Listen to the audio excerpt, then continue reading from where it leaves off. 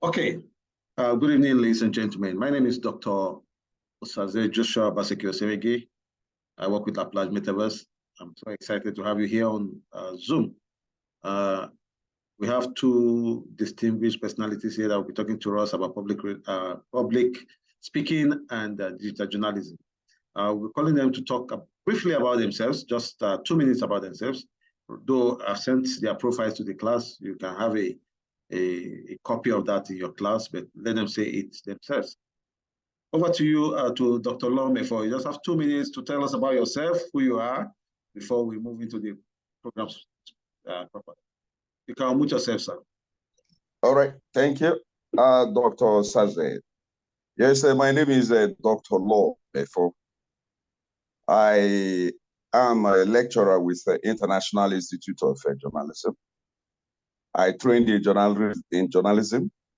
I also train journalists. I trained in a number of other things.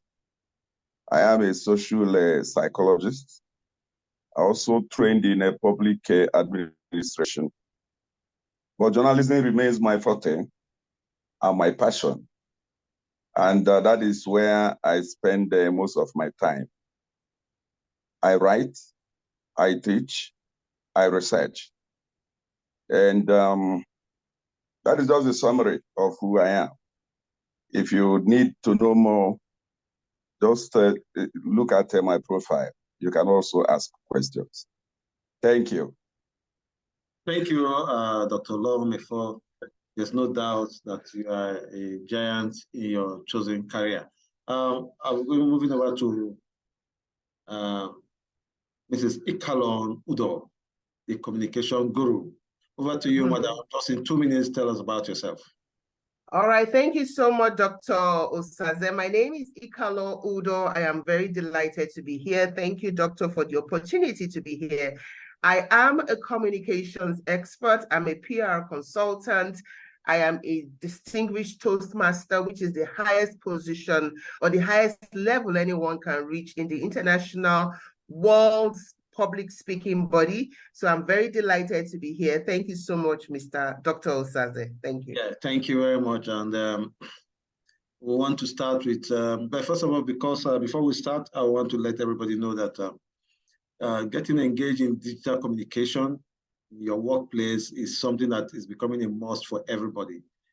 Basically, no matter what you do, no matter where you serve, you just need to understand how to communicate digitally, whether you're a pastor, you're a imam, you are a parent at home, teacher in the school, no matter what. In fact, even native doctors, I understand now, communicate digitally. So you just need to be part of it. Otherwise, you just discover that you are no longer functioning. Like I used to tell a lot of my students that the definition of illiteracy has changed, and it has changed from not someone that cannot read and write, but to someone that cannot communicate digitally. So if you can read and write and you cannot communicate digitally, then you cannot even find yourself amongst people that can communicate digitally, whether they are well-read or not. So the whole definition has changed. And thank God that we're making inroad into helping people understand how to communicate digitally. Over to you, Dr. Lome-Efor. Just in a very brief manner, just tell us about journalism. What is journalism all about? Before we start even going into digital journalism. You can unmute yourself, sir. Okay. Thank you, Dr. Saze, once more. Yes, I think it is important we start with refreshing ourselves with the concept of journalism itself. Basically, let's avoid the jargons and things that will further confuse us. Journalism is about information dissemination. And this time, it goes beyond information, it's specialized information in the sense that it is aimed at communicating that information in a way as to make sense. The sense we are talking about here is news sense, reportage sense, information sense, entertainment sense, and the education sense. In other words, journalism is not just passing information across. the information has to be processed. The information has to be packaged in a way as to make it appear like a report, appear like news, appear like not just information. It should also be able to educate. It should be able to entertain if need be. Traditionally, over time, growing up, we have come to know what we call the mainstream media. You know, the print, your usual newspapers, your magazines, and of course, the electronic media. The electronic here can be broadly broken into two, into TV and radio. And now we are going beyond because the world is changing. The world is digitalizing and digitizing. And the wall separating, because before you and I know that a radio broadcaster, only the voice is what you hear. But that was then. Now, you no longer have only, in fact, the wall is gone completely, because you can see the radio broadcaster and hear the radio broadcaster. And these are characteristics of what you call a TV broadcast journalism. So the frontiers are being broken, and then with the walls falling apart, a new way of journalism is now emerging, and that is what we now call online journalism or digital journalism. That's the summary of what journalism is and what it intends to achieve. So if I can go into the digital journalism, I would want to go, if I'm permitted to proceed on that. Okay, thank you very much. I want that the first one to simmer down so that people can absorb it while you get ready to talk about digital journalism. Digital journalism, like we all studied in the class, is one area of journalism that is becoming there for almost everyone to come in, especially if you are trained. Sir, when you tell us a bit about digital journalism, I want you to also quickly add how we can go and how journalists can go into the practice of digital journalism, how they can add it to their current mainstream section of journalism, how newcomers can come into the system, and how lucrative it is for people to join. You can throw more light into that area. Yes, I think first and foremost, let us refresh ourselves on the concept of digital journalism. Already I told you, another way of looking at it is seeing digital journalism as online journalism, netizen journalism, a new form of journalism. The kind of journalism that is now done online, the kind of journalism you do on the internet. In other words, it's not the traditional media process, the way you have your magazines, the newspapers, the TVs. Now, all these features of news and reports are now done online. In other words, if you understand that you can go beyond, or rather utilize the opportunity of using what you call digital tools, you can practice journalism in that way. In other words, the internet, which connects the entire world, the entire globe, can become your canvas. You can connect to everybody. As long as you have something newsworthy, you have something worth communicating, and you have access to digital tools, a smartphone, access to internet, a tablet, a desktop or a laptop, you are good to go. All you now need to do is to find the platforms where you can pass whatever information that you have to pass. What this means is that you can, even as a citizen, participate effectively. And of course, this has also produced what you now call citizen journalism. That is to say, every citizen is a potential journalist. Because if you look at the basic definition of journalism, which is passing information, processing and passing information from from yourself to another person or to an audience, to a group, or even to the world, you discover that once you have access to the internet and you have something to communicate and communicating, you are actually in the business of digital journalism.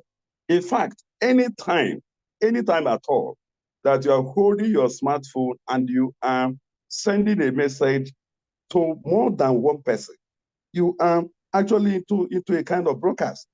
You are sending, if you are on WhatsApp, if you are on Instagram, on Facebook, YouTube, and the intention is to reach more than one person, it has become a broadcast.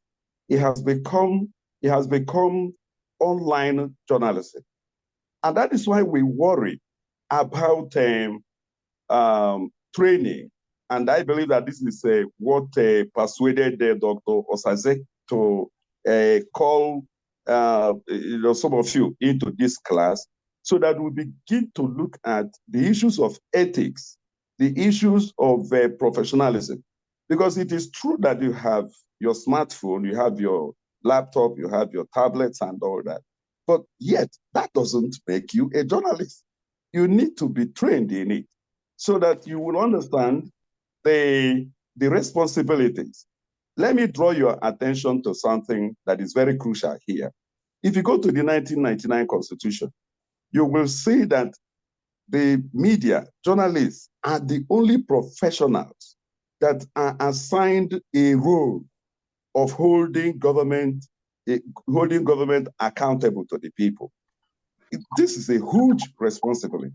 What that means is that you and I, who are practitioners, must know how to do the job of holding government accountable. You know, when you are talking about online journalism, it has made our work a lot easier, because it means that we no longer have the boundaries. We can reach to the end of the world. That is an advantage, but that also adds to our responsibility. It means that the issue of ethics of the profession is very crucial. You need to be sure that if you send out any information there, that the information is real. It's one of our ethics of the profession. We tell you in the journalism class, if you are not sure of any information, leave it out. Don't go into it. In other words, what you need to do is to ensure that what you are putting out there is truthful. And again, even when it is truthful, you also need to consider the implication, the recipients, the audience. If it is a kind of information that has a national security implication, you may have to modify. Hello? Yeah? Hello? Go ahead, sir. Okay, sorry. I thought you were calling my attention. I was drawing our attention. Let me mute everybody, please. Yeah, you know, I am drawing attention. You can unmute yourself, sir. You can unmute yourself. Okay, sorry. Yeah, okay. I believe I'm back on here now. Yes. You know, I was calling our attention to our constitutional responsibility that the 1999 Constitution assigns to the journalists, to the media, the role of holding government accountable. That's very important, accountable to the people. What that means is that we have a huge authority, a huge responsibility, and we have to utilize that assigned responsibility with a measure of patriotism. Yes, a sense of patriotism, a sense of responsibility. If you understand the enormity of what we have before us, what is expected of us, the Nigerian masses, the Nigerian government, all of them, journalists will have to really wake up. And with the coming of the netizen journalism, the online journalism, or what you call digital journalism, our scope has been broadened. whatever we write and drop anywhere now can get to the end of the world. It can be shared by other people. The other day, there was a little article I wrote on Illuminati. I was surprised to find that article in Russian sites, UK, US, everywhere. A very simple article. You can see that once it left me, I was no longer in a position to control it. So you understand that you don't just put out information there when you are not sure of the veracity, you are not sure of the authenticity. And this brings me to the issue of fake news. Fake news is enhanced by digital journalism because our tools are very simple, easy to come by, and every other person can come into it. It is the duty of those of us who are professionals, those who are intending professionals, to ensure that we even teach others that this is how you pass information. Because if you come to the issue of national security, an information may be truthful. The fact that it is truthful is not enough for you to just pass it. It can damage a lot. There is something that you will drop out there and it goes viral. Nigeria can go up in flames. It's as serious as that. Digital journalism has a way of ensuring that such things happen, and that is where fake news comes in. But I'm even saying that even where the news is not fake, we still have to tread with caution. We need to think about who will receive the news. Is it fair to all concerned? Will it really lead to unity, development, happiness? Yes, we need to disseminate information. We need to tell the world what is going on, but we also have to tell the world, tell the citizens the news in a way and manner that it will be received and it will be useful to them. It will lead to happiness. It will lead to growth. It will lead to unity, lead to more understanding. These things are very important. One more thing I need to really touch before I hang up is this.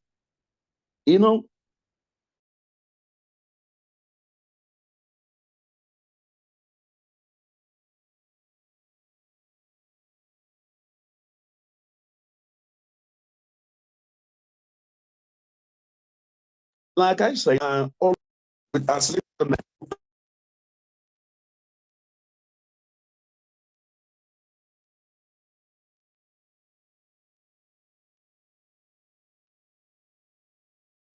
Good.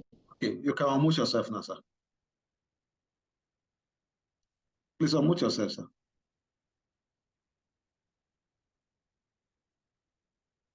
think he's having issues with his network. You ask my colleague, and she's here.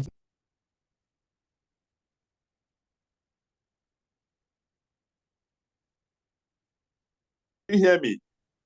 Okay, go ahead. Dr. Osaze, can you hear me? Yes, you can. You can hear me, right? Yes, yes. You can hear me? Yes, go ahead. Yeah. Okay. Now I will presume that I'm heard. So what the point is this. The point I am making is this. We should not dread online journalism. We should embrace it. It is for us. It is to enable us to, in fact, it has made our work easier, but it has also increased our responsibilities. There is need for training. There is need for ethical practice. There is need to ensure responsible journalism. Yes, Nigeria practices more of what you call libertarian press. That is where you have almost absolute press freedom.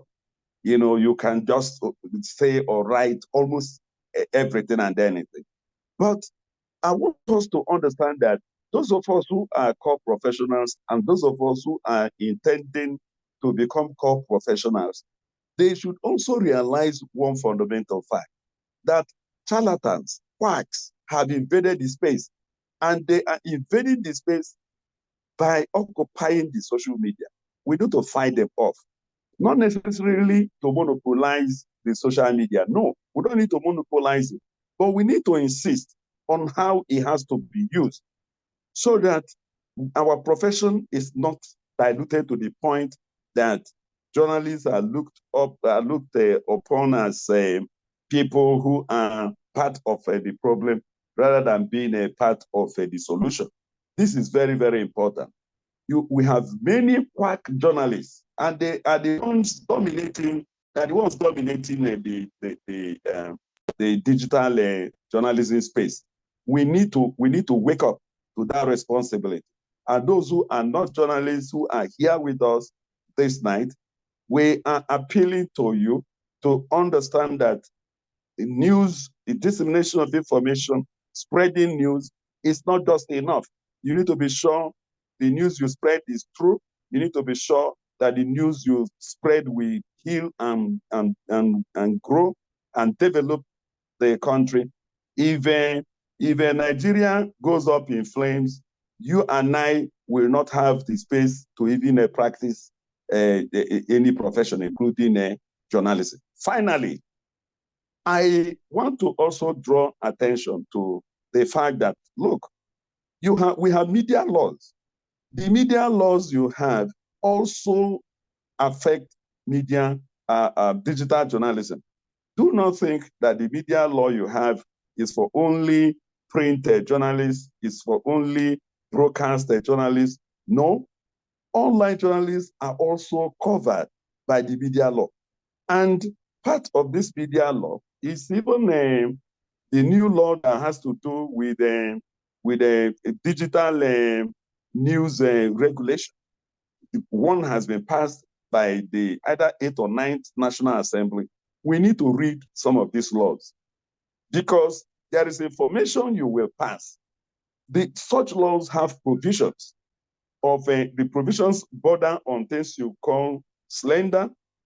Slander usually comes through a print. You have things you call defamation of character. When you issue any broadcast that tarnishes the image, damages the reputation of anybody, you can be held responsible. Some people have been convicted already, even in Nigeria, based on false information they passed across. There is this celebrity that was being dragged the other day. I can't remember her name now. Because of what she passed through the social media about somebody else. The person went to court. So if you think that online journalism protects you from being held responsible for things you write or say, it is not true. The defamation laws, slander laws, general media laws will be there to hold you accountable. That brings again to the fore what I talked about before, that we don't just practice because we are given the authority even by the Constitution, and we now wish away the aspect of the responsibility with which we need to exercise such authority. No authority is ever given anywhere without a measure, a commensurate measure of responsibility. So while practicing, remember you have the power to pass information across. But remember also that whatever you pass across, you can be held ultimately responsible. And it could lead to jail time if you are so careless to pass information that is false, you didn't double check. Now, part of the digital tools we have for digital journalism, a video that is passed to you, you have means of authenticating the veracity, the truthfulness of such videos now. You have a way, there's a tool for it. I will pass this tool to Osaze if he doesn't have it already, so that he can share with you. He can share with us. The tool is so fundamental that you can use it. Any video you see, you use the tool to know the origin of the video, the age of the video, the producer of the video. You know, let me give you one shocking example. The other day, not more than 1 week ago, I will also pass this video to Osaze, but it should not be distributed because it's fake. But I'm using it as an example. I saw a video where President Bola Tinubu was apologizing to Peter Obi that, sorry, the election was fake. It's not true. And this, in fact, you will believe because you will see you see Tinubu talking. You know, you now wonder how on earth were they able to fake the president's voice almost 100%. There are tools that do these things now. You see why you have to really double check. If you have a video that you suspect you are not sure of the origin, go on, use such tools to find the origin. Do you know there are videos they circulate? There are pictures they circulate. They modify the pictures, modify the videos, and make them appear to be recent to address even an unrelated matter. A terrorist attack in another country will be made to look like a terrorist attack in southern Kaduna or somewhere in Imo State. You know, so, but if you run a simple check, you will discover that probably this is Somalia, that this is Afghanistan. And it will help you to, you can now pass the video and correct and say that this is not true, that this is not Nigeria, that this is Rwanda, this is Afghanistan. That way you are helping to kill the veracity of that fake news. But if you just forward it the way you received it, you are actually validating. You are validating that video, that fake news. Do you know that you have followers? Your followers believe things you send. Are you aware of that? Your followers, you know, when you hear about social media influencers are digital journalists in their own rights. People rely on them for information, for authentication of all sorts. So whatever they see from you, because they believe you, because they trust you, they follow you, whatever you send to them, they will accept it hook, line, and sinker. There is a danger there. You now see that you have a higher responsibility because you have people who will not run any check. They believe that you have run the check. So if you don't run a check and you pass the video, you pass the text message, you pass the picture, you have actually endorsed that information is accurate. So if you are picked up by NCC, by EFCC, the DSS, and all that, by the police, you know, you have to be held accountable because, yes, if you look at it, you authenticated the fake news, but you did that innocently. But how do you want the police to believe that you didn't know that it was a fake news? They will not believe you. Ignorance of the law is not an excuse. I am emphasizing this because I know that the tool we have is enormous. It's going to take us to, in fact, it has already moved the practice of journalism to the next level. It has made us far more important, far more effective, but it has also increased our responsibilities. I will stop here. If I have questions, I will take them and expand further. Okay. Hello, Dr. Osaze, are you there? Yeah, thank you so much. I was just being pushed to allow you to just go on and on and on and on. But you see, thank you. By time, you are a material that is loaded enough to take us through all the things, talking about digital journalism and journalism in general. Yeah, I will say all this. I think we've now gotten the basics and the foundation of what you need to know about journalism and digital journalism. This other area is very important for you to talk about before we take questions. Then the next thing we'll be moving on to public speaking guest. Yeah. I mean, a speaker here that will be talking to us. So I want to know how to become a journalist. Then, how lucrative is the job? probably why people can see it as a route to go into something. Can you become a self-employed journalist and all that? Over to you, sir. Thank you. Thank you. This is a very important question. Yes, journalism has been invaded by all sorts to the point that real journalists are no longer proud to introduce themselves as journalists. This is not right. In all my writings, in everything I do, public speaking and so on and so forth, I make sure that I identify myself as a journalist. It's very important. There are other things I do, but my real original love is journalism. And everyone else can become a journalist. It doesn't really matter the profession, that you have acquired the certificates in, even in engineering, in medicine, pharmacy. We have people from all professions that have made their marks as journalists. What it simply means is that you have to be retrained. In other words, I am identifying training as the first thing you need. You need to train in journalism to practice it. I'll use myself as an example. I hold a PhD in social psychology. I also hold another master's degree in public administration. But I had to return to school to acquire a postgraduate diploma in journalism before I could consider myself a journalist, before I could even teach it and all that. You have to do the same. If you want to be a journalist, you have to come in through the door. Don't jump in through the window, because we will soon find you out as a quack and you'll be weeded out. You don't need to be weeded out.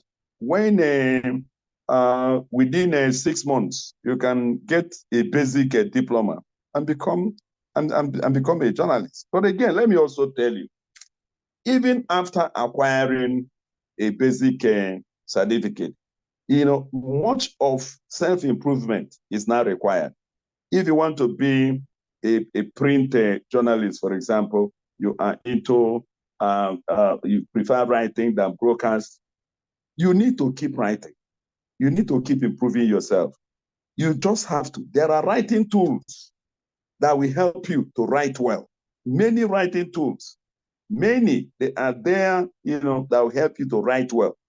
And these writing tools, I'm sure Osaze will help you have access to some of them.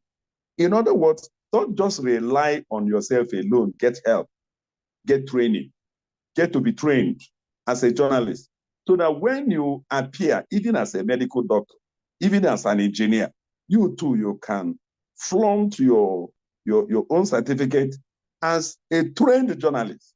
Nobody will see you as fake or as a quack or as a charlatan. You can overcome this. You need basic training. And those of you who are in Abuja or Lagos, you have training institutions all over Nigeria. International Institute of Journalism has schools all over Nigeria, Kaduna, Enugu, Lagos, everywhere. Just look around. And like I told you, the basic diploma will take just about 6 months, and you are home and dry. So once you get that, you are right to go. But it is still not enough. You need practice. Practice means that you have to get help. Those who are into broadcast journalism, for example, are also expected to get the kind of help that those who are into print or writing journalism should get. You must have a way of getting assistance, because we are in school every day. We keep improving. We must keep improving ourselves, reading. Let me tell you why I say so.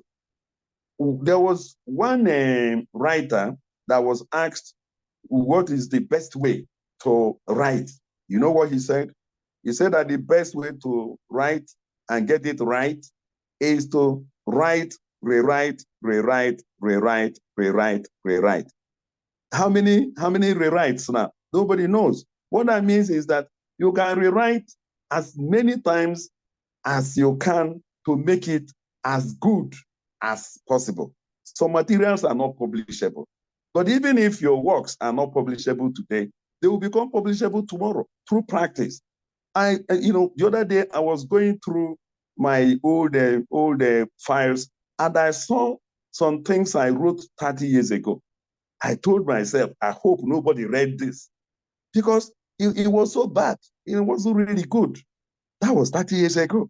But today, I have written for all platforms in Nigeria, outside Nigeria, all. In fact, there is no newspaper worth its name in Nigeria that has not published me at least 20 times.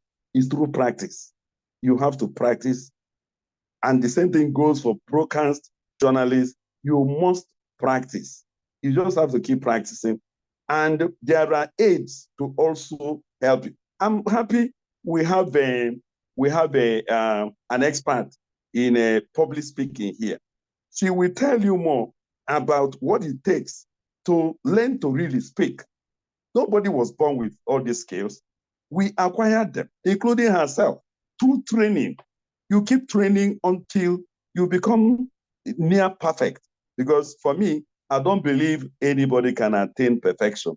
Perfection belongs to God. But you can work hard enough and become good enough to be able to have the confidence to hold your own anywhere within Nigeria, outside Nigeria, because you know that you have something to offer. This is very, very fundamental. When it comes to the issue of how lucrative the practice of journalism is, like every other profession, journalism is a paying profession. It is. But for you to really get a good pay in any journalism assignment or role or job, you really have to be good, because the competition is stiff. Many qualified people, and the openings are not that many also. What that means is that it is up to you. It's up to you to improve yourself. You improve yourself to the point that you become competitive. You become competitive. When you become competitive, it means that you will be in demand. If they don't ask for you, you can ask for the job and prove that you can do it. But let me tell you the key. The key to really get out there is not by just walking into a newspaper house and saying, look, I can write. Look, I can. No, I have a degree in mass communication or in journalism. No. What an editor, a newspaper or broadcast house would want to see is what you can deliver. If, for example, I am on the panel to interview people who will come into such roles, I want to see things you have written. I want to see where you have written. And that is why it's good you try your hands. Send things out to newspapers. Let them publish you. Try to get freelance broadcast jobs here and there. Tell them, even if they don't have money, you just want a space. Just come, keep trying. From trying, they will recognize that you can. And of course, as you are doing so, you are also improving yourself. There is no substitute to practice. Remember this. Even if you don't remember anything that I have said today, remember this. There is no substitute to practice, because it is through practice you gain experience. And I have never seen a book titled Experience. I've never seen a book you buy and you see experience. No, experience comes through practice. You practice, you acquire experience. That is why I told you that a renowned writer said, you write, rewrite, rewrite, rewrite, rewrite. And he ended the rewrite with ellipsis. Ellipsis means that the rewrite continues. And another writer also said that he has discovered that there are 3 ways to write the best story. They now asked him, everybody, everybody was so eager to hear the 3 best ways to write a story. He said his answer was that, unfortunately, nobody knows. Nobody knows. What that means is that you have to discover it by yourself. You must discover it by yourself. And when we talk about practice, practice doesn't stop with practice alone. You need to read. You need to keep reading. Read everything, anything at all, written in English. If you can understand French, anything, just read, keep reading.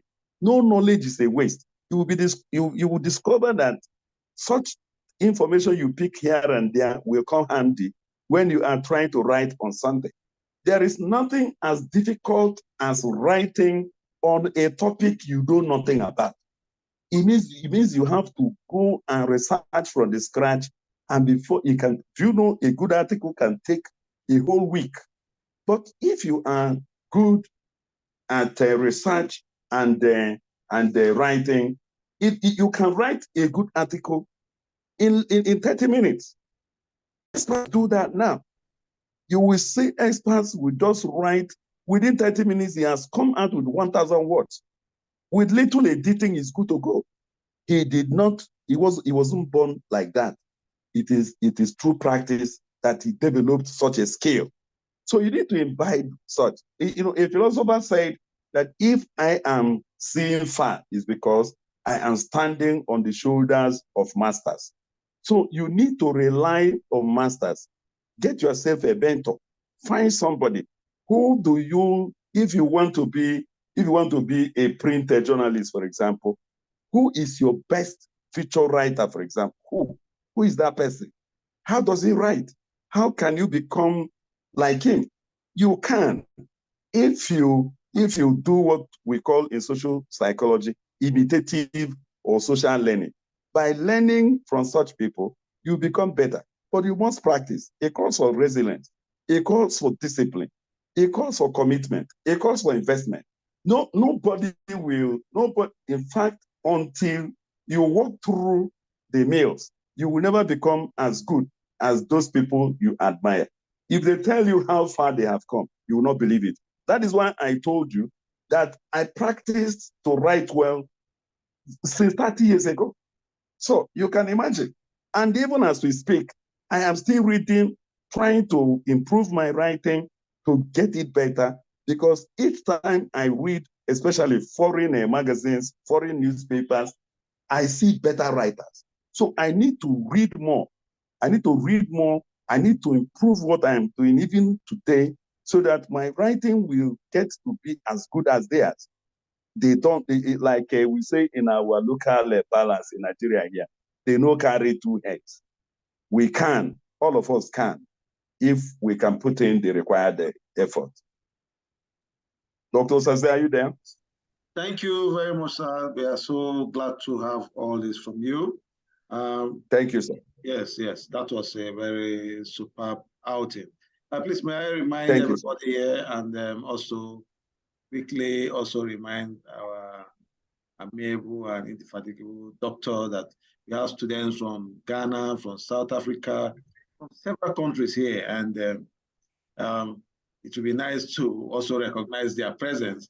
Actually, this program is not a Nigerian program, it's an international program, and Dr. Mefo is a Nigerian and speaking from the Nigerian environment, which is used as a case study for everybody in Africa or other parts of the world to take a cue from. So you can domesticate whatever is telling you to your own original environment, and I'm sure it's going to be excellently useful to you. So please don't feel bad about the fact that he's not mentioning your country. So far, he can't even mention all the countries.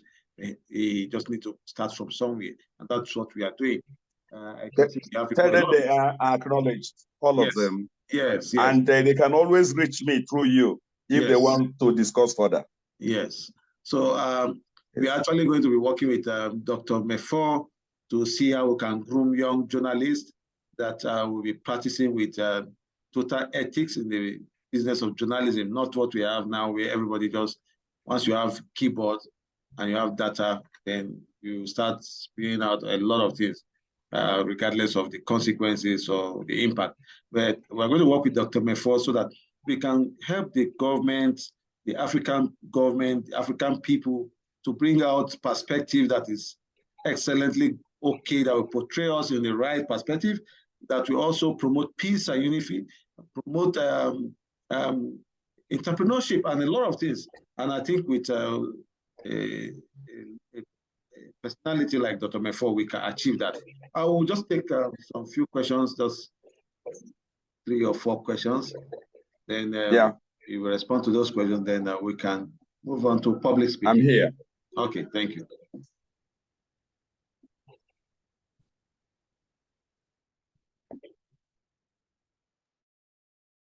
Okay, Akami Henry, you have a question to ask, please. Please just take your question very, very precise, just a minute. All right, sir. My name is Akami, calling from, I'm speaking here from Lagos, Ikeja, Adenu Jones. My questions are, one, the tools or application used to dictate the contents of the video. That's Sorry, my question. the question again. The name of the application or tools used to dictate the contents of the video. Okay. Or source of the information. Yeah, the resource person actually mentioned that he's going to give us all that. And, yeah, I'm going to pass that to Osaze to pass to you. Yes, yes. So we treated all that in the class too. Probably you missed it out while reading, but don't worry, all those things will be passed over to everybody. You will get it in the class. Yeah. All right, sir. Thank you, sir. A very important question he asked. Yes, because we need to really do check. Exactly. Apotheri the poet. Yes, sir. Good evening, everyone. Good evening. I want to appreciate our facilitators. God bless you, sir. Please. Thank you, my brother. My question is this. I'm calling from Ibadan. My name is Apotheri the poet. My question is this. What are the available courses? For example, someone like me, I love journalism, but I did computer science education and library and information science school. But I love journalism. I want to venture into journalism proper. But I want to know the available courses that is certified, that even I can join professional journalism so that I can go for as a part-time. That's my question. Okay, over to you, to Dr. Mefo. Yeah, initially I said something very important. You can join journalism from any profession, but you need retraining if you didn't train in journalism or mass communication. You have to be retrained. You have to be retrained in journalism itself. Journalism is a course. Mass communication is a course. The Nigerian Union of Journalists, NUJ, has a training wing that is called International Institute of Journalism here in Abuja. In Lagos, you have NIJ, Nigerian Institute of Journalism. And if you go to, I'm aware that International Institute of Journalism has branches in more than 20 states. I believe they have something in Ibadan. And of course, if you don't find it outside the professional bodies like IIJ and NIJ, you will also find it within a place like University of Ibadan. Yes, they run such courses, short time, long term. So it depends on what you really want. What I will do for you further is to give your number to Osaze so you can chat me up. We can share more on this, okay? Okay, thank you, sir. I'm very happy to hear that. Thank you. Thank you, Apotheri. Yeah. Yes. Akoni Engelbert, you say you have a question?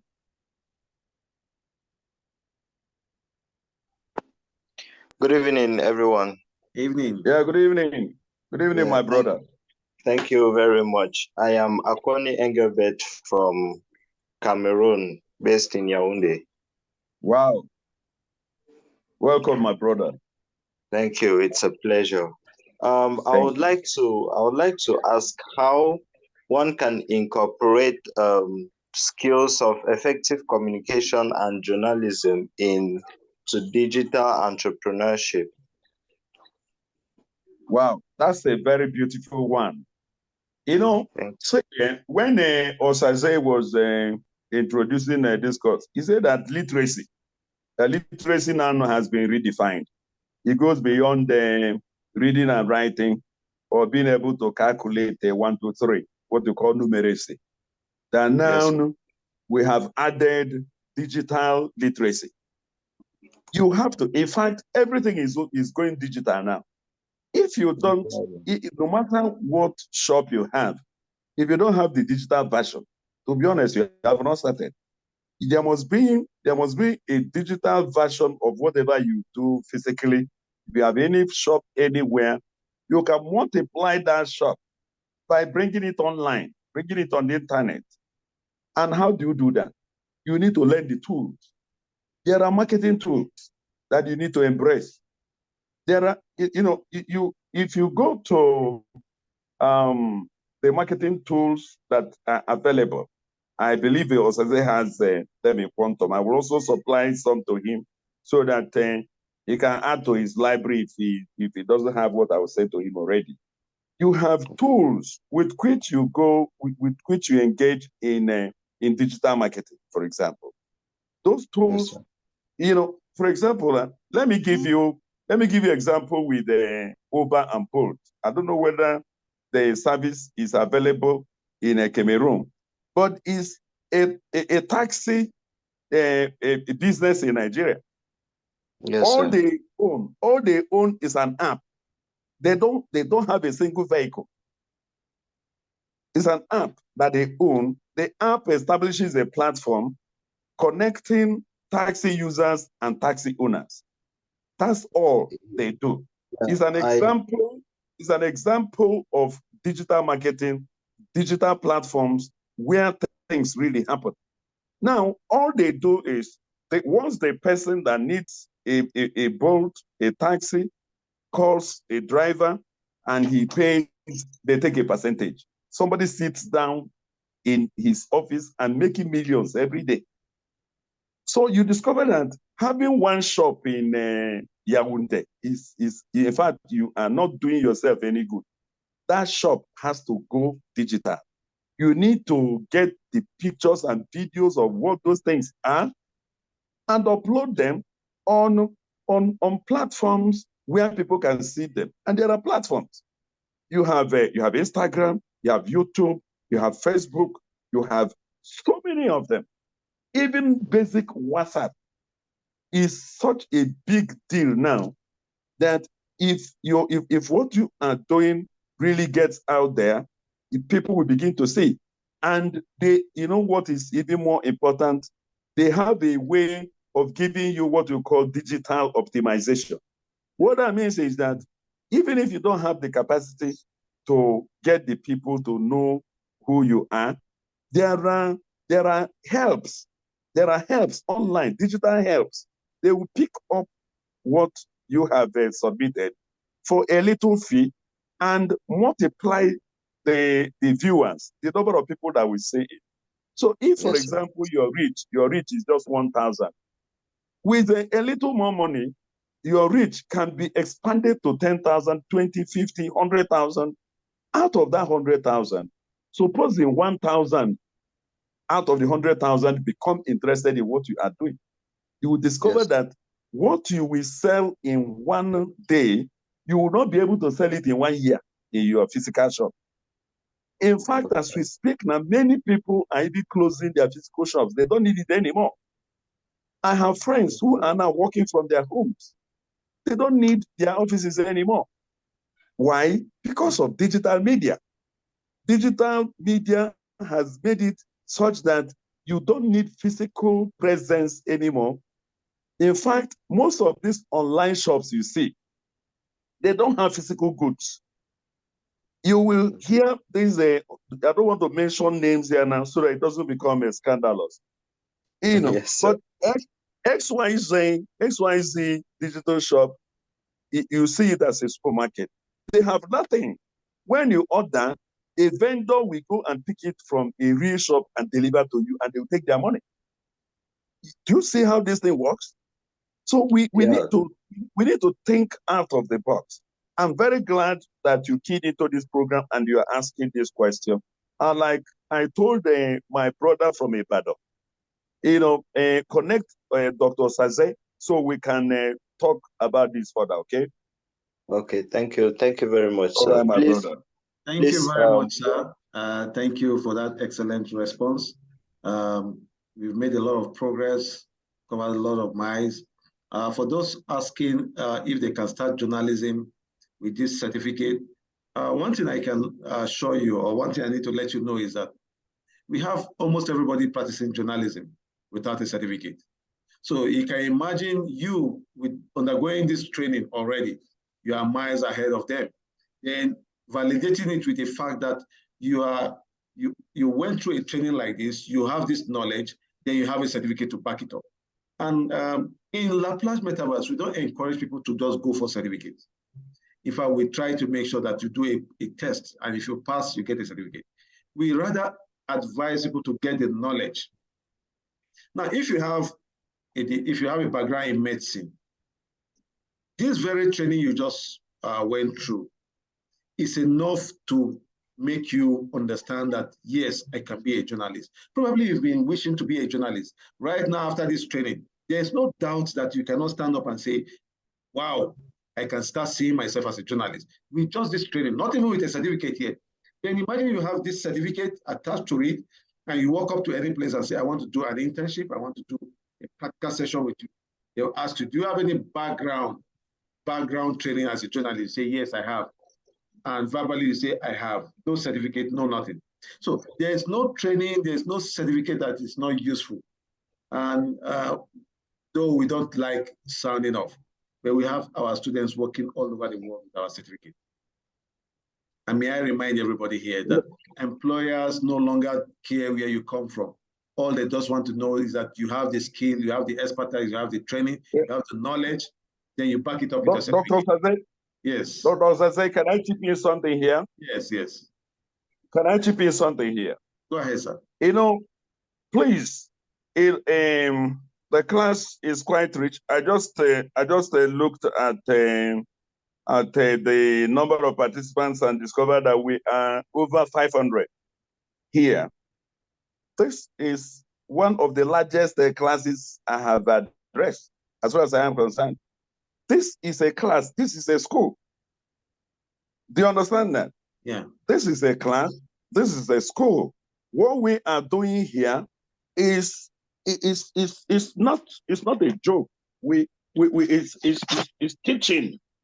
It's teaching. That is what we are doing here. We are imparting knowledge. And certificate is evidence of the fact that you have passed through a particular training. This certificate should be able to earn you a place, because you are no longer an outsider to the profession. You have received something. Mm-hmm. Even though you will require further training, but you have received some basics, which has made you to be better than somebody who has not attended a course like this.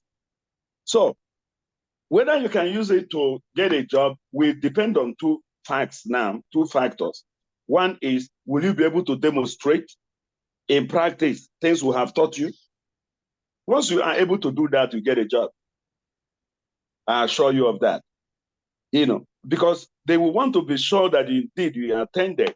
So that's why I kept saying practice, practice, practice to gain experience.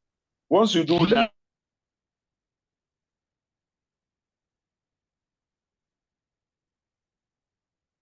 unmute yourself, sir. Okay. Okay. All right. Yeah. Thank you very much. This is a very hot program and hot topic. I can assure you that we are going to come back with this course in a bigger way with Dr. Mefo riding the horse this time around. And because every single person online today actually needs this training. because a lot of damage is being done online in the name of journalism or publishing or all manner of things. So I think this course is actually supposed to be made mandatory for everyone, particularly those of us in Nigeria and Africa in general. Okay, I will say that it is time for us to call it a day as far as digital journalism is concerned. And I will strongly advise that you participate in the public speaking class, which is going to last for the next 1 hour. For the next 20, 30 minutes, our guru in public speaking will be talking to us, and we have time to ask some questions. Okay. Madam, are you around? Thank you, Dr. Mefo. Excellently appreciate your time, your effort. Thank you. Thank you. Thank you for having me. Thank you. Thank you very much, sir. And like I said, any student that has any further questions, to route the questions through you. Okay, no problem, sir. Yes. Yeah. Thank you. Thank you. Yes. Yeah. Okay. Mrs. Ikalo, are you around? You can unmute yourself, ma'am.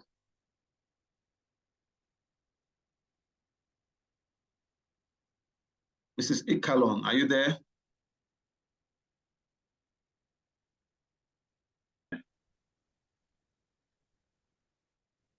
Are you there, madam? Yes, I am. Okay, you're welcome. Thank you very much, and welcome to this program. Thank you, sir. Listening to you for 20 minutes or 30, talking about public speaking. Mrs. Ikalon is one of our trainers and facilitators. We are proud to have her in our midst. We've done excellently well in the class with the training on public speaking. So I think we've covered almost every area, but we need to put a face to it. And as you can see from her looks, you understand that she's actually a public speaker. And she's going to be telling us everything we need to know about public speaking in just 30 minutes. Over to you, madam. All right, thank you so much, Dr. Osaze. I am delighted to be here, everyone. Why public speaking? Public speaking is what I am doing right now. Imagine if I came up here with my hair scattered and maybe I have wear my nightgown. How would you feel? So public speaking is a way of communicating your ideas, your thoughts to a public, to a group of people. And it starts with you knowing what you want to say and knowing who you are saying it to. So it is a skill that can be learned. As the former speaker said, not everybody was born with the skill of the gab, that is ability to talk confidently. I never could speak like this many years ago. It was just 2015 that I started the process of learning how to speak confidently. As a young lady, as a teenager, I could not speak. Even during my career as a banker, for many years, I was still very timid. I rejected many office positions because I was scared. And that is why we are doing this class, to let you know that you need to communicate. As an individual, communicating is what you need to do. But now, communicating to a group of people, you need to know how to do it effectively. So public speaking is an art, A-R-T. And it is also an act, A-C-T. An art and an act of sharing what is in your mind, what is in your head, and the feelings you want to transfer to a particular group of people with the intention of persuading them, of informing them, of inspiring them, or entertaining them. I'll take it again. Public speaking is the intentional art or act of sharing your thoughts, your words, your feelings with a particular group of people with the intention of either you're persuading them, informing them, inspiring them, or entertaining them. That being said, now that we know that the meaning of public speaking, why is it that people are scared when they are called upon to speak? I want you to ponder.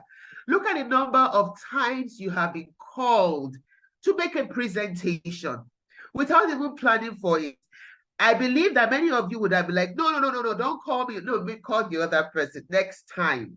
But do you know that every opportunity you have to speak makes you master the fear of speaking in public? Do you know that just speaking, even though you are nervous, helps you to get feedback that, wow, the floor did not swallow me. The eyes looking at me did not melt my skin like ice cream under the hot sun. But I was able to do it. Yes. So why do we say public speaking? You have to learn public speaking, because for you to move ahead in your career, for you to get the promotion, the next promotion, it is the time of the year when people are having certain goals, and you should have one of your main goals as to be more visible, to be able to speak more about what you are passionate about. But this thing called fear, it still holds you back. I want to let you know that fear is not something to be scared about. Fear is actually a friend. I want to tell you today to see fear as a friend who just wants to keep you safe. It's just protecting you. And fear, the only thing that fear does is, Akoteri, you are not so conversant about the topic you want to talk about. Don't go. Don't go and share. Don't open your mouth, because you mess up. You embarrass yourself and everybody will laugh at you. But what you need to do rather is, let me even go back to all the notes that were shared on all our platforms about public speaking. Let me look at it very well. Let me even take notes and understand it. Let me look at it that, wow, everything they've said, I think I can do it. But public speaking, unfortunately, is not a theoretical thing. As I said, it's an act. That means it is a doing word. ACT, you must be doing, you must be speaking. That is where the fear comes up. I can speak to one or two people, my friends, but I don't want to get on that stage. I don't want to climb that place, all the eyes. I want to let you know that every speaker that you see on those platforms, they were once very scared. In fact, many times they are terrified. But you know what they do? They know that speech is important to them. People trust them. People call them as experts to speak on any topic. So they ensure that they ask themselves some questions like, okay, so the people that they say I should meet, who are they? What level of knowledge do they have? If I know that they don't know anything and I'm the master there, I'll feel cool, because I'm going to teach them from scratch. I'll take them through the rudiments of what I'm talking about. But if there are people that know as much as I know, or know a bit, I'll have to do more research. I have to use those terminologies that will show that I'm also qualified to be the one speaking, even though there are professors there. But when they listen to me, they should still nod their head and say, well, very brilliant presentation. That means that public speaking, you must do some homework before you come out. To overcome fear of public speaking, you must know your subject matter very, very well. I love the fact that the doctor that just spoke talked about having a bit of knowledge about every single thing. The reason why many of us are not able to speak in public when we go to social functions is because we have no idea what they're talking about. We don't even know how to break the ice. We don't even know the protocols of, should I say hello? Should I say hi? Should I say good afternoon? We don't even know how to look into the eyes of the people and really engage. You just answer the questions and say, oh, hello, my name is Ikalo Udo. Hi, my name is maybe Abudu Idowu. Oh, really? Is this your first time in this class? Oh, yes, it is. Oh, really? It's also my first time. You don't know how to build a conversation. You don't know how to start a conversation. You don't know how to continue conversing with the person. And you don't even know how to close the conversation that you would even start talking to the person as if you've met the person for years, and you now become very comfortable. Because it is a skill, as we're taught in the other class, that you might want to have a coach, a mentor, somebody you can imitate. Look at the people that speak very well, that you love. How do they speak?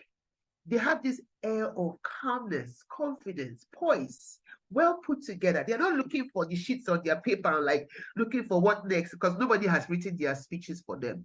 But do you know that even if somebody even writes your speech for you, there's a time when you need to practice and internalize your speech in such a way that you own it and you come out and deliver it brilliantly as if it was you that wrote it. Those are skills that can be learned. and it comes with practice. I want to charge you today, from this very moment, anytime you are being called upon to deliver an impromptu speech, never say no. Take it. Never say no. The second thing I want to charge you to do, anytime that you want to improve, look for opportunities to speak. So start with your family. Start by even saying, okay, today I'm going to be presenting to all of you. I think it's a presentation. They'll be laughing at you. Daddy, what is wrong with you? Why are you doing this? Start with the known. Let them give you feedback. You can even tell them to, oh, yeah, record me. I want to be the public speaking coach said I should present to you. So today I'm going to be present to you family members. Gather them together. Let them laugh. That is your first stage. They will record you. Look at yourself. When you're shaking, you will not be shaking, and they're your children. The next thing, now maybe go to your office and say, okay, you've never led a meeting before, but today I want to lead. It's Monday morning, I want to lead. See your way of coordinating the proceedings. It has to be organized. It has to be structured. The very first day you started, you feel jittery. It's not flowing. But you know what? Because you have started, you now know what you did not do well. Take notes and write the things you did not do well. The other manager who used to anchor the meeting, did you observe how the person used to present? The first thing the person said, the next thing and everything. Did you see how coordinated the flow? Why don't you record? Okay, the first thing is the prayer. The next thing is what happened last week. Coordination. Because your inability to coordinate your thoughts will make you scattered in your words, and you will not feel so embarrassed when they say, what are you saying? I did not really get what you said. But being coordinated gives you that confidence and relaxation that you've got everything covered. So you start from the opening to the body to the conclusion. During the class training, you learned about how to open your speech, where we taught about having a hook. Your hook could be a story. I believe many of you watched Obama's speech, the speech that made him win the election. You saw how relaxed he was. People did not really know him before that time, but he spoke in a conversational way. He looked at everyone that were there. He looked at people to the left. He looked at people in front of him. He looked here. He was very relaxed, and he shared personal stories. Sometimes just try to be vulnerable, because there's nothing new under the sun anyway. So if you're able to tell people that, oh, I never used to be a very good speaker, I learned it because I had great coaches, and you too can also learn it. And they'll be like, the way she's just talking, she's so good. Until 2015, I was not this good. I could not even speak to even save my life. So if I'm sharing with you now that I am now very confident speaking about anything, even without planning for it, it took time. And it took time because I always say yes to every opportunity given to me. And you know what else I do? I learn everything. All the courses that we learn under LaPlage, I pay attention to every content because I never know who will call me.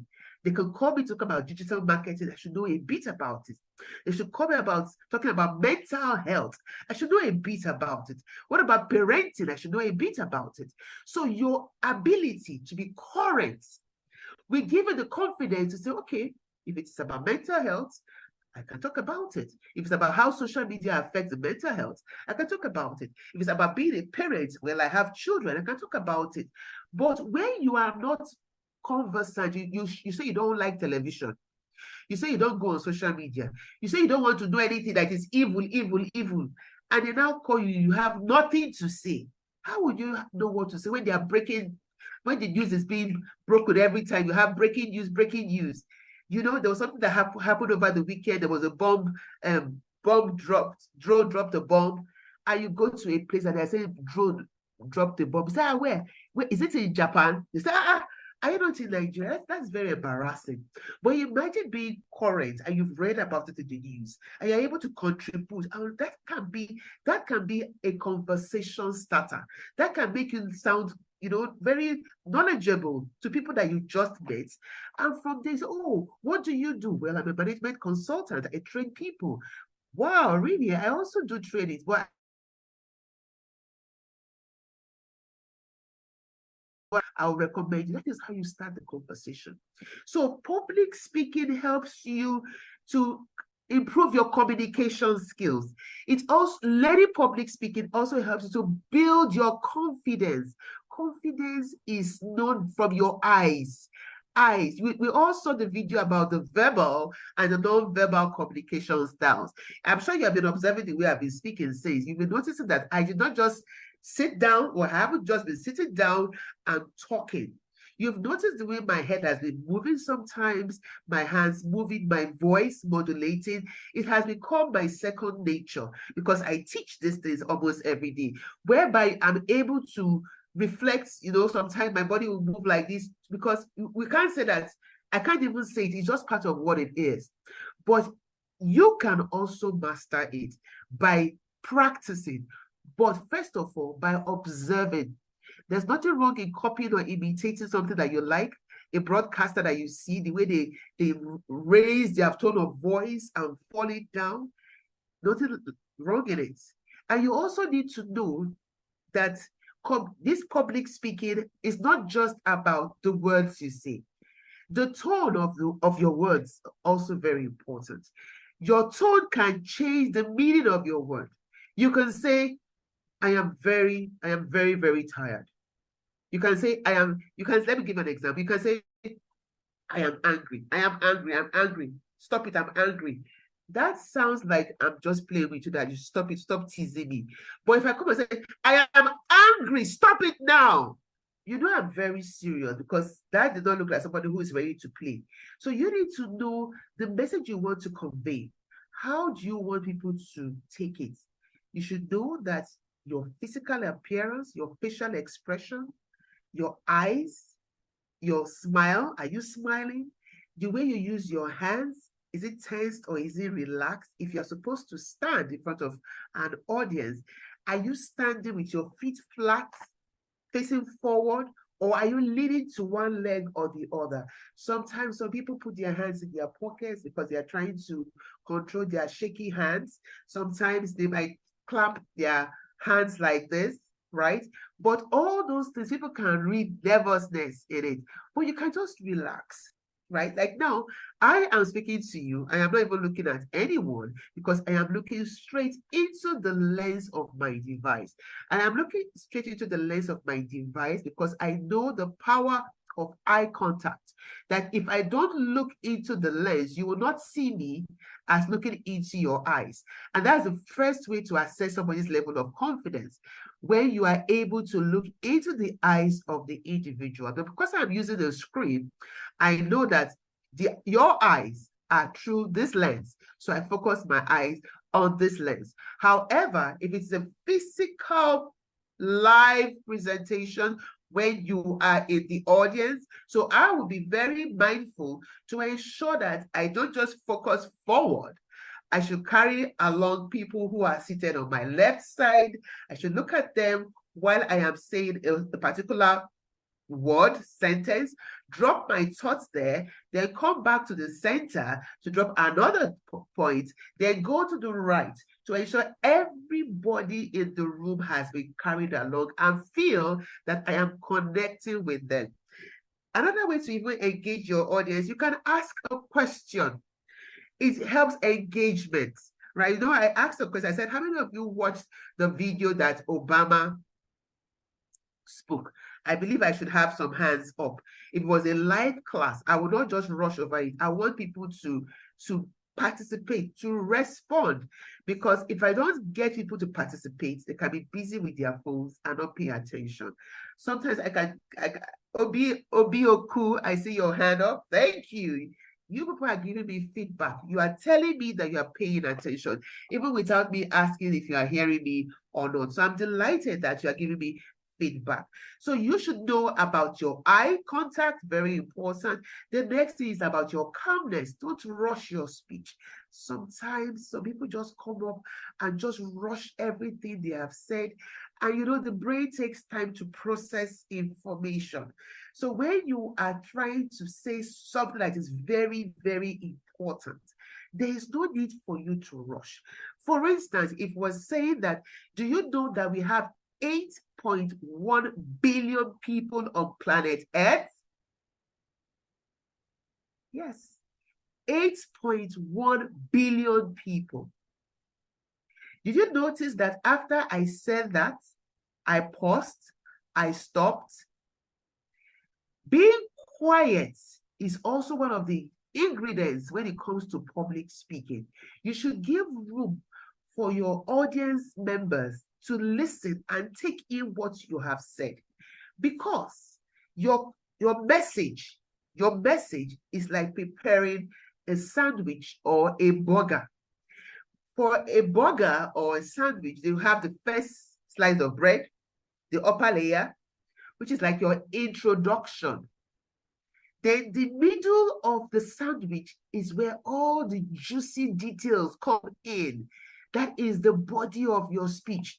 So if you're talking about the effects, negative effects of social media on man, your introduction could actually be talking, it could start with a story about how many people have died because of cyberbullying, or talk about a kid in Michigan who, because he did not have a phone, was able to stop a bus full of students because he was alert. He did not have any social media. Then you now go to the crux, the ingredients inside, when you talk about the negative effects of social media, whereby it has become an addiction, that if you send something on social media looking for likes, then that is now, you talk about different effects, inappropriate use of social media, and the solutions. You are bringing it down, wrapping it up. Then at the end, you should be called to action. What do you want people to do after eating your burger, after eating your sandwich? So I'm trying to give an illustration between how a speech should be. Preparing your speech is a very core part of public speaking. Public speaking is not what you just gamble into. It is intentional. It is deliberate. It is formal. You must use formal, polished English during public speaking. That does not mean that if you are speaking to people in the rural areas, you'll be speaking Queen's English. No, you should know your target audience. If you're speaking to people maybe from the northern part and you want to talk to people to understand in their native dialect, nothing wrong with planning it in the native dialect, but it must follow the process. There must be something to get them, like the hook. It might be a story about people that have died from cholera, and you are there to build a borehole. But they will not buy it. They will not understand why people are coming from the city, or you rich men. But saying that you empathize with them, that somebody just died, or children have died because of cholera, how many students, how many children, so you have your statistics. You can say that according to the clinic in the community, 20 children died in less than 1 week. That is a very serious issue. So you will not dress up with all your glittering gold to go to that kind of community. You might want to dress up like how they are, which is also part of public speaking. Dressing is also important.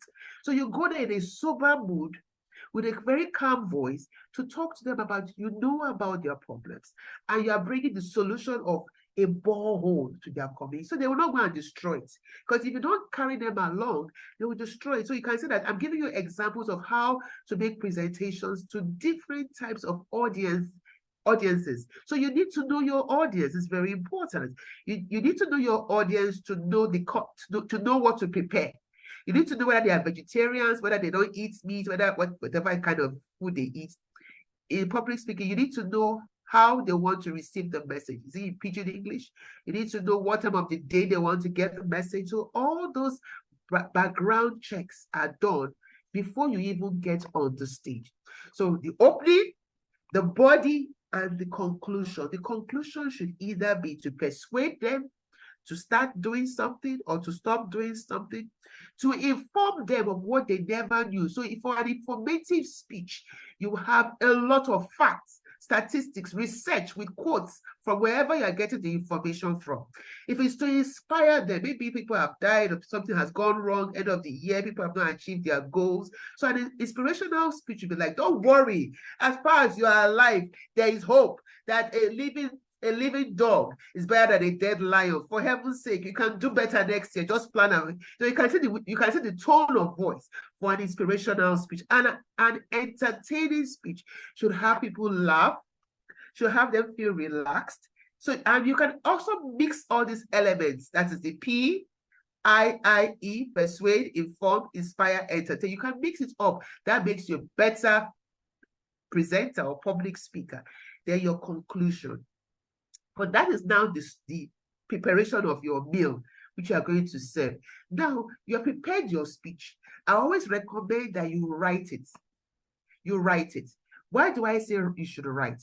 Because sometimes, if you just think that in your head, you know what you are going to say, when you get there, you'll be thinking, that is where you'll now be hearing pause fillers. I'm sure you have listened to so many people who will say, They are trying to remember what is not in their memory readily. But if you can write your speech from the very beginning, how your introduction would be, how the body will be, how the conclusion will be, you now have to read it very well. When you read it out, you will now notice that it does not make sense. Some things are not gelling. The conjunctions, the linking words are not so smooth. Or maybe you are just putting and so, and so, and so. When there are alternatives like then, afterwards, you would have to say, I've been saying and so, and so, and so. No. There are other conjunctions I can use. So you see why it's good to voice it. That is during the practice. You will now read it out. You now adjust what you want to adjust to ensure that your objectives of that speech is being met. Then you now need to practice in front of someone. You get somebody in your house to record you and deliver your speech. First of all, if you are going to deliver that speech, you will first of all be using your scripts because you've not yet mastered it. So I'll teach you how to master your speech. So the first paragraph, make sure they are in paragraphs. The first paragraph, you should know the summary of the first paragraph. What is that key thing in the first paragraph that you want to say? Okay, for the first paragraph, I want to start with a story. So you know the story because it's your story, maybe your personal story. Okay, what's the next thing? I want to tell them the reason why they are here. I want to tell them the importance of public speaking. So for me to do that, I want to tell them how somebody went for an interview and was shaking and lost the job, even though the person was the most qualified. That would drive home the point. So they can pay attention that, well, you need to learn this skill and master it. So you will now be visualizing what you want your audience members to feel, how you want them to receive your message. So it's like acting. So I said it's an art, A-R-T, and also an act, A-C-T. So the art part is now the style, how I will dress them, what I will say first. But the ACT is the actual word. So once you have now done the practice, the person has recorded you, you collect your phone and you watch yourself. Many people are scared to watch themselves. They're like, I don't want to see myself. I don't want to hear my voice. You will face it. It's your voice. You will not be forcing us to hear you when you have not heard yourself. So you will embrace yourself before you reveal yourself to the world. You have to let it. So you watch your video and you don't like the way your head was down. Why are you doing? Why are you holding? So people will be doing their finger, tapping their body without knowing. Those are mannerisms that you need to watch. But you cannot correct it if you do not see it. So you need to watch yourself and say, okay, I'm doing this. Maybe your neck is always bent. So people don't know. They are bending their neck and they're talking. They need to see it. So you now say, okay, then you now keep doing it over and over until it comes out right. And let this person be someone that you have told that I have this challenge and I need to overcome this challenge. So the person is your partner in progress in case you cannot hire a coach. So you get that and you now watch it and like, okay, I think I have improved. But to memorize your script when there is no light, if you go to a function and the projector is not working and there's a power cut, is it that you will stand and be tapping the table now? Where is the projector, generator? Is it not coming on? You don't need to do that as a professional speaker. You should have everything in your head. You're the one that wrote your speech, isn't you? You are the one. So what should you do? First paragraph, close your eyes and try to picture what you wrote. Excuse me. Second paragraph, after this comes next. That's what you do until you get the first, the second, and the third. Now, try and memorize the first paragraph, second and third very well without looking at your script before you go to the fourth.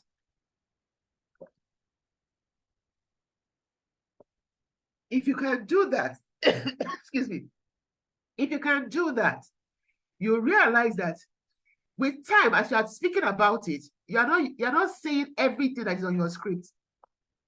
You are changing your words, but it is okay. Excuse me. Just be comfortable that the main point in paragraph 1 has been said. The main point in paragraph 2 has been said.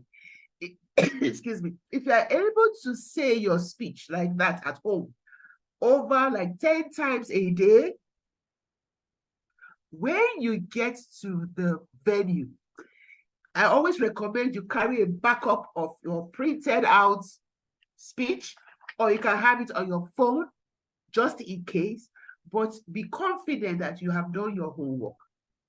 Because sometimes when you get there, the dynamics might change. Some things might not go as you have planned or as they briefed you.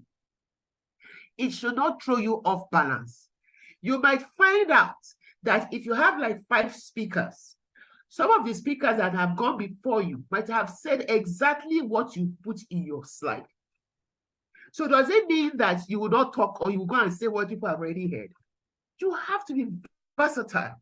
You have to now say, okay, according to my colleagues who spoke before me, they spoke very well. However, you now add another aspect. That is why I always recommend, if you are given like 10 minutes to make a presentation, prepare as if you are going to be speaking for 1 hour. It's always better to be over-prepared. It gives you this air of confidence. Yes, I've got anywhere you bring it, I'm okay. Because after the presentation, you will sit down for Q&A. It's not for you to la cram, la pour. You just cram. I say, thank God, I'm going to pour it out. No. Some people that are there might be more intelligent than you. There might be professors there, experts in that area, practitioners. So that is why you have to read wide. So wherever the darts of questions come from, you just sit down and say, okay, yes, according to this, yes, according to that. So you have to be knowledgeable about so many areas. It will help you. So it will help you with your confidence level, So I think I've said a lot so far. I don't know if anybody has any question before I continue, because that's one thing about communication, public speaking. You don't just ramble. You give some time to people to give you feedback. So I think it is time for me to get Mr. Osaze to ask me what people are saying in the chat room so I can know what direction to move from where I am right now. Any questions, please? Okay, thank you very much, madam. So far, so good. We've been getting excellent feedback from people in the chat room, saying a lot of good things about the presentation so far. And okay, I want to start the question session by asking 1 or 2 things. Now you've talked to us about public speaking. I want to ask if public speaking can be taken to be a profession. And if you say yes, how do one become a public speaker, making it a profession? Okay, being a public speaker as a profession, you need to be trained. And that is what I do through the Africa Public Speaking Academy. We have an academy where we train. That is our vision, to make people become masters in their area. Everybody needs to speak about what they are doing. The architect needs to speak about what they are doing. The engineers, everybody needs to be a public speaker.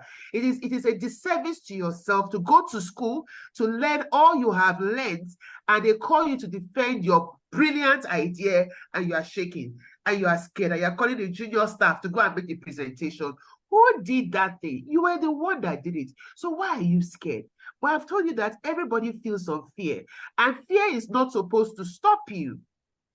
Fear is just giving you feedback that you need to get more information. So public speaking is a skill that can be learned, just like riding a bicycle. So everybody can be a professional public speaker in their profession. I don't know as much as you know as an engineer. So I will not be so confident to speak about engineering on any engineering summits. Medical doctors here, don't say that, no, you don't talk to, in fact, you know that you talk to clients, because when they come into your office, one-on-one, you meet with them. But if you are called for a seminar for doctors, international platforms, can't you go and talk about medicine, Nigerian medicine in Kenya or any country? That is what the APSA group is all about, connecting professionals in Africa and beyond to be very effective communicators. We are going to be doing practical sessions because we have realized that public speaking is not a theoretical thing. It is an action. You must be speaking. So if you can join the APSA community where we have practical sessions, seminars, conferences, you are in the best place to keep honing your skill and being, get the platform to get better as a communicator. Okay, thank you, madam. We would like to take some questions. Yeah, Daniel, over to you. Please, let's make our questions very brief so that we can take as many as possible.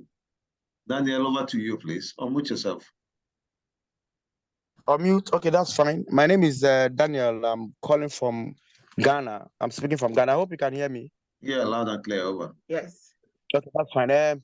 Thank you, Madam Presenter and Doctor as well. I have two questions. The first one has to do, I heard Madam Presenter saying that if you are given 10 minutes as a speaker, you should prepare as if you are given 1 hour. I don't know whether I'm right. That's what I heard, if it's right. Yes. Okay, now, before I heard that, I think I had an opposing view. I don't know how you're going to convince me on that, because I feel that when you decide you have more than the allocated minutes, it might make you not be able to tackle what you are supposed to tackle. So I don't know whether if you can elaborate on that statement you made further for me to understand. And the second one is, assuming you are done with your presentation or your speaking, and let's say that what we call know your audience. I also believe that your audience will also do, I call it audience profiling. So sometimes your audience will also want to know the speaker. So they will also profile the speaker. So assuming you finish with your speech and one audience asks you a question that is sometimes is self-touching, and you feel that this question is actually opening you up, can you decide not to answer that question as a speaker? Thank you. Okay. All right. Okay, for the first question you said, I still stand on what I believe. Okay. As a professional speaker, let me explain. Okay. You have 5 minutes to make a presentation. Okay. You should prepare very well. Prepare wide, do your research wide, then compress the points. The points should be, you should have an introduction, body, conclusion for 5 minutes. But your mind, overcoming fear of public speaking, your mind is telling you that you are well prepared. It's a psychological trick to the brain to tell you that no matter how this thing goes, I know so much, but the time I have is fine. But I will streamline the points I have. In case I have like 20 points, I'll just mention 3. But I've crafted my introduction, what I will say. I've crafted my body. I've crafted how I'm going to conclude.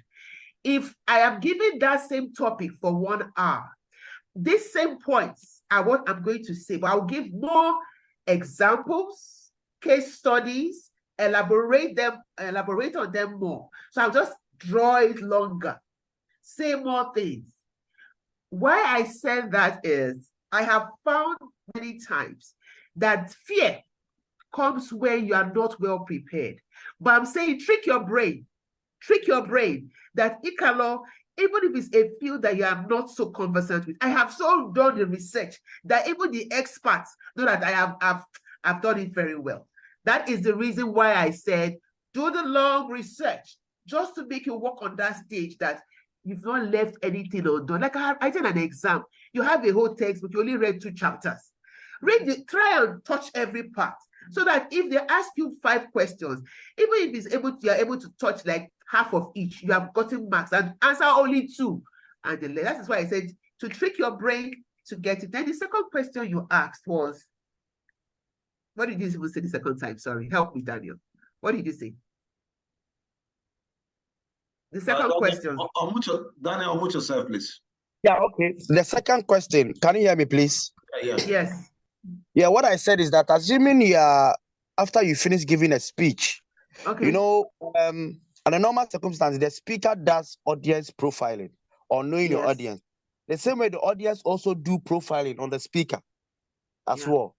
So assuming you finish with your speech and it's question and answers time, and one of the audience asks a question that is self-touching, it touches your inner part, and you feel that answering it might actually give you up or open you up. Can you decide not to answer that question? Of course, you have a right not to answer. You know, you could just say that, well, I wouldn't like to answer that question right now. Yes, we see many celebrities, many people. It's your right. It's your right. You can even choose to answer something else. So they can ask you a question, but you can choose to just push it into another area just to ensure it slides. And in fact, the moderator would even be able to catch it, and the moderator, whoever is anchoring it, should help you if you're on the panel, to like shift it away and like, okay, no further questions. Next. You cannot go and snatch the microphone that your question was not well answered. You know, that is PR. Yes, fine. Thank you. Okay. You're welcome. Thank you, madam. Thank you very much. You're welcome. You're welcome. Okay, thank you, Mr. Daniel. We'll move on to someone else. I will be talking to Audu J. Kate. Audu J. Kate.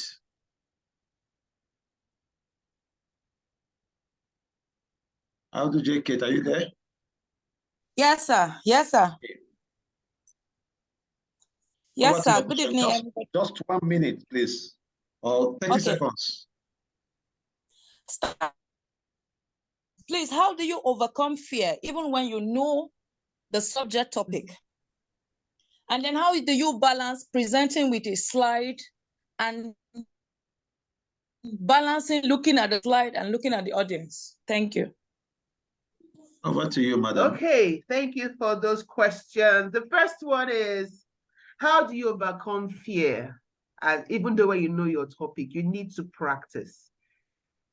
I'm going to say it again because that is the main problem professionals have. They are very good, but they can't imagine going in front of people. I say to everyone that talks about fear that fear is not supposed to stop you. Fear gives you feedback. Fear should be seen as a friend who wants to protect you from embarrassing yourself. Imagine you want to go out and there's a lion outside, and fear just says, don't go. And you're like, no, I want to face the lion. No. You know, you're protected. That is what fear does. That is how I've demystified fear. Fear just tells you that, Ikalo, hey, these people are expecting a lot. You're going to have a minister there. The governors are there. Can you stop? But what should you tell fear? Tell fear that thank you so much for caring so much about me, for protecting me from being embarrassed. But I want to do this because it's going to help my career. I need to go and present in front of my board. I'm not going to send my assistant anymore. So what should you now do to convince fear not to sit on your head when you want to go? You have to go back and burn the midnight candles and research and work on yourself and get a coach and tell a friend that this is so important to me. My appraisal for promotion is coming up and I need to face the panelists. All the directors are there. I'm scared. What will they ask you? Professional work? You are very good. Go and research more. What else?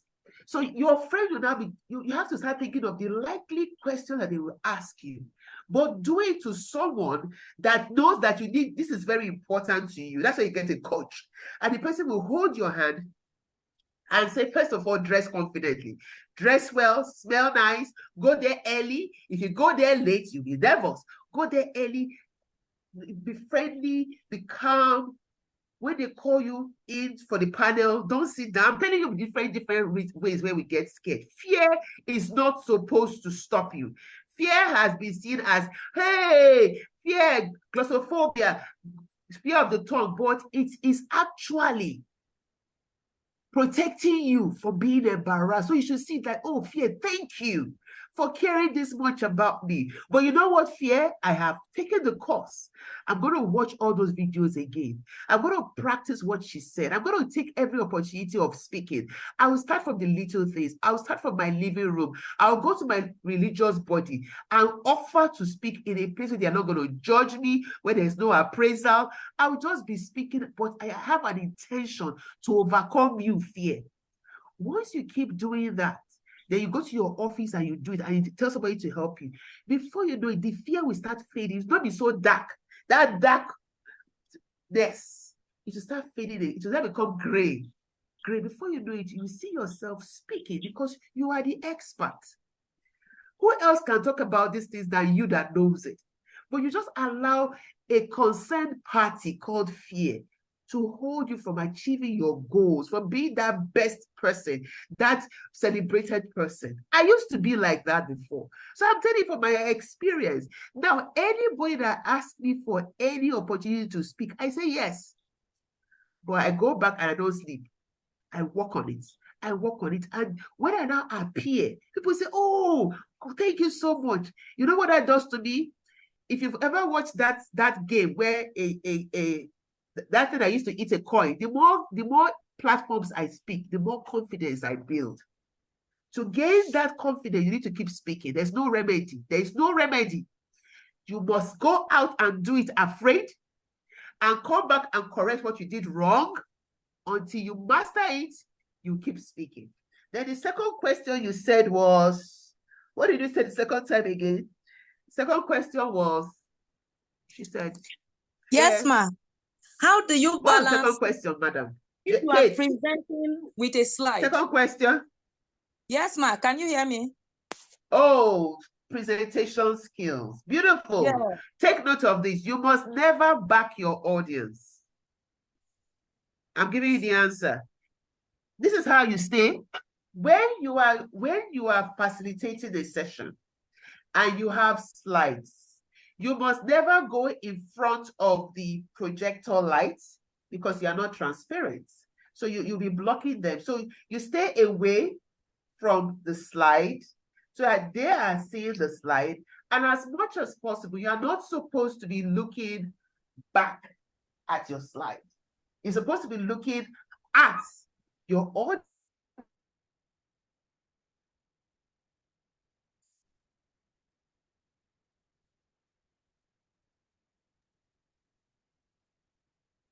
Okay, I think there's a network glitch here. Let's be patient. She's going to come back.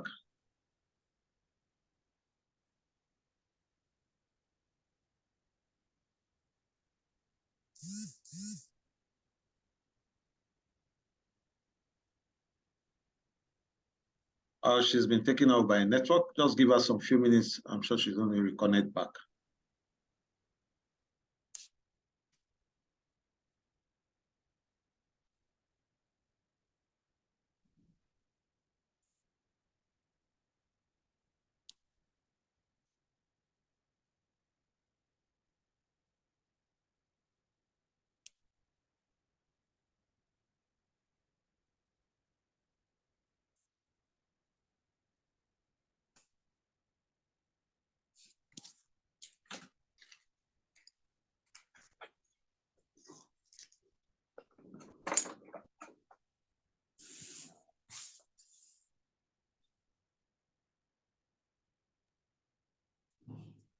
Okay, I think she's back now. So welcome back, madam. Okay, thank you. Sorry about that. So let me quickly round up. What I was saying is that when you are presenting your slide, you should have your laptop or a device where your slides are. You should have it in front of you. So this is my presentation, but it's being projected by the back here. So what I should do is I should be looking at my laptop in front of me while I'll be using my what they call that controller, as I'm speaking to my slides, you are seeing what I'm saying. So when I'm looking forward, I'm also looking at people's mannerisms, whether they are following, but because I am projecting from the front of me, I know what you are looking at, so I should not look back.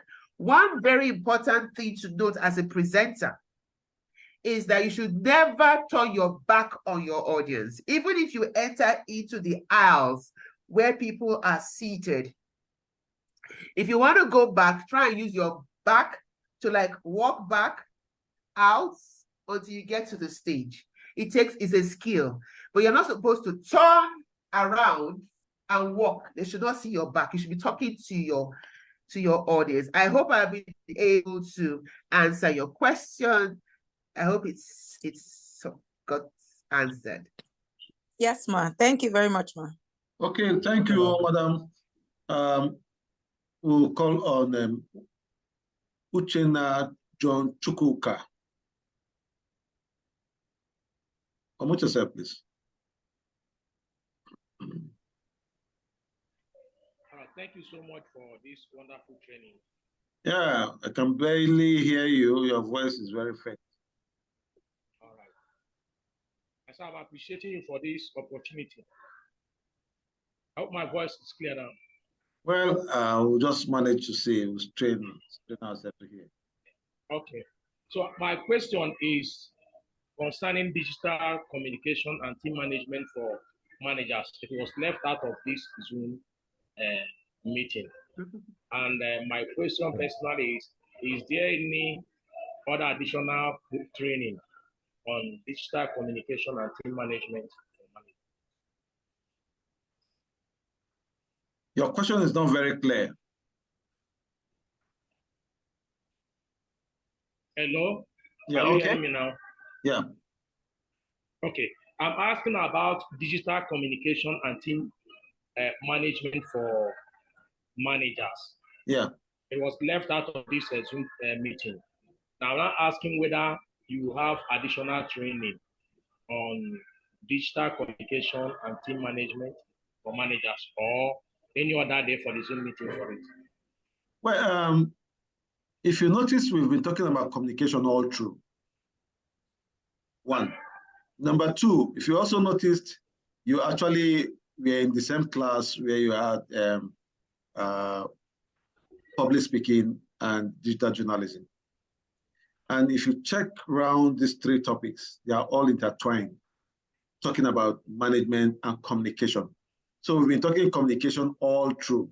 So if we go into a different session for digital communication, we might most likely be repeating all the things we are doing here. And when I started this program, I started by talking about digital communication and team management. I just talked about digital communication being what everybody needs to be part of. You just need to know digital communication, no matter where you are working. And I mentioned even the fact that even native doctors today communicate digitally. Everybody needs to know how to communicate digitally. I mentioned it.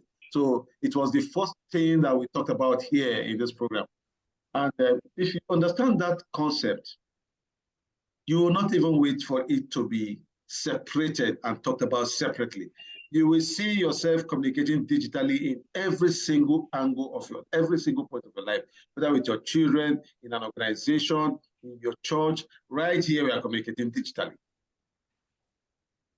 And without being able to communicate digitally, you might not be able to function in any given position, whether in your office, wherever you are, you can't function. So we've been discussing digital communication all through. As a journalist, you cannot communicate digitally if you don't have these digital tools to be able to communicate. If you are communicating with the populace or with the people that are going through your write-up as a journalist, you are communicating and you are managing emotions, you are managing the peace in the society, you are managing so many things at the same time. So it might not necessarily be restricted to your office. I don't know if I'm making any point. Yeah, so see digital communication as an everyday and everywhere thing, then you will get the point about digital communication. However, I still recommend that you take your time to go through the materials again. And we always encourage our students to stay close to us because every day new things come up about every single topic that we offer. Thank you. All right. Thank you so much. I appreciate that. I will stay connected. Thank you. Thank you. Okay. Just one more question and we'll say good night. Tarila. Okay. Dr. Mary Aswe Adewale. I'm calling you because I can see your video. I can't see Tamirila's video. Okay, unmute yourself, madam. Okay. Thank you. Yes. Good evening. Good evening, madam. I appreciate this teaching, and it's something that it has been very impactful. However, in communication, you know, there are other aspects of communication, and I want to find out about communication with people that have speech defect, like stammerers. If there's going to be any special teaching for it, because it's important that as you're communicating, effective communication takes place when there is effective listening. And to listen to a stammerer, it takes God's grace before you'll be able to get what the person is saying. So I think I'm suggesting if it can be taken as a topic as well for us to be able to get the best out of those who have that speech defect. Thank you.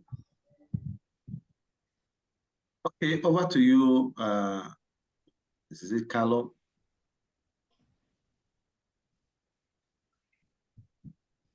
Okay, thank you for that question. Well, I've dropped the link for the Africa Public Speaking Academy.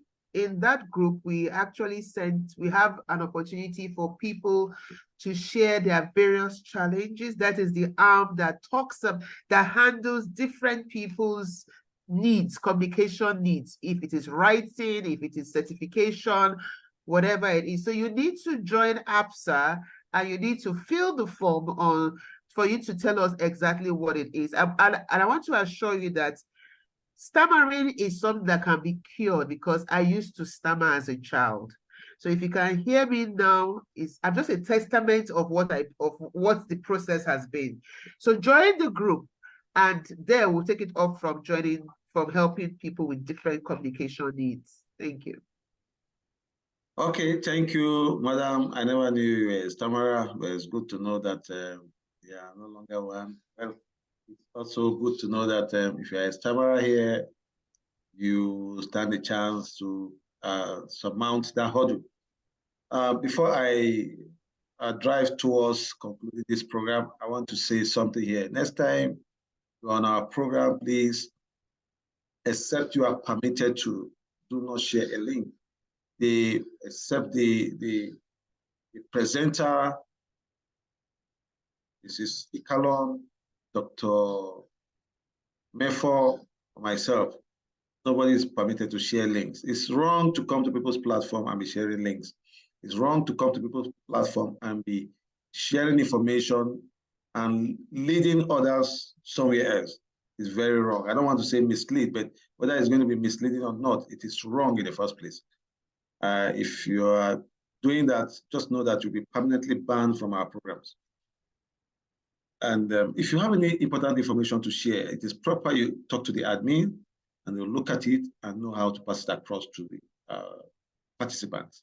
Having said that, I want to say that this program has been very useful, very enlightening. Personally, I've gained a lot too, listening to the speakers. And I want to say that I remain their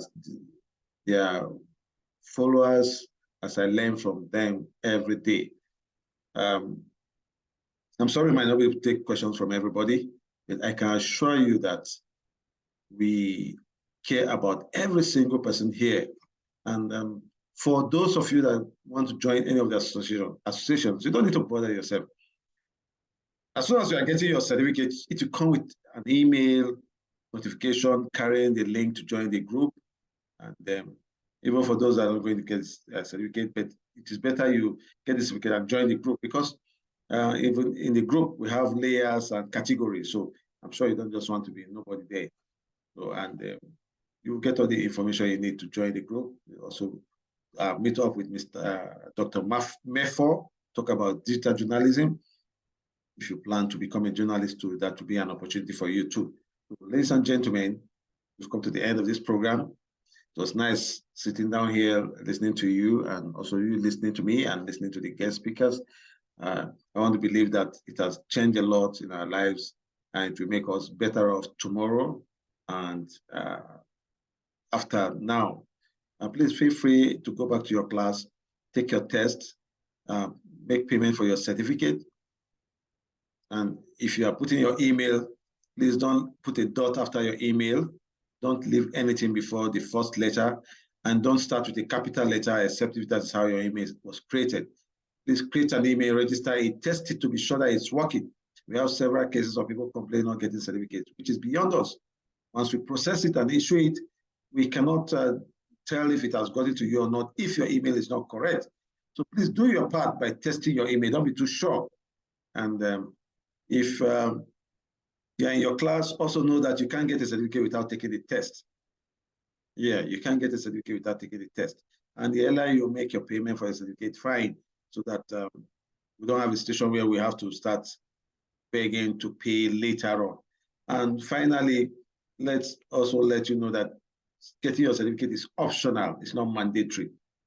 Getting the knowledge is mandatory for us. Get the knowledge, imbibe it, know it, equip yourself with it, and go and look for a place to do an internship to get the practical exposure of that knowledge you've gained.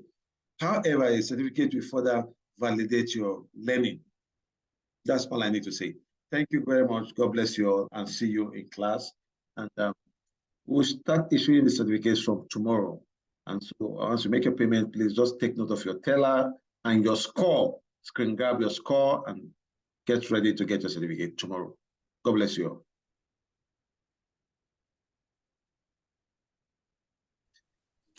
Yeah. And one more thing, I'm going to send a recorded version to the class, please. Yeah. Good night, sir. Thank you so much. Thank you. Good night, Good night, everybody. Good night. Thank you. Good night. Thank you, sir.